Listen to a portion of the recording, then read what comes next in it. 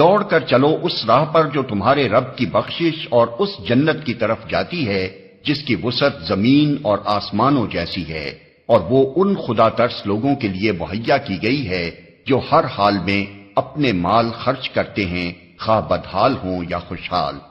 جو غصے کو پی جاتے ہیں اور دوسروں کے قصور معاف کر دیتے ہیں۔ ایسے نیک لوگ اللہ کو بہت پسند ہیں۔ اور جن کا حال یہ ہے کہ اگر کبھی کوئی فحش کام ان سے سرزد ہو جاتا ہے یا کسی گناہ کا ارتکاب کر کے وہ اپنے اوپر ظلم کر بیٹھتے ہیں تو اللہ انہیں یاد آ جاتا ہے اور اس سے وہ اپنے قصوروں کی معافی چاہتے ہیں، کیونکہ اللہ کے سوا اور کون ہے جو گناہ معاف کر سکتا ہو، اور وہ دیدہ و دانستہ اپنے کیے پر اصرار نہیں کرتے۔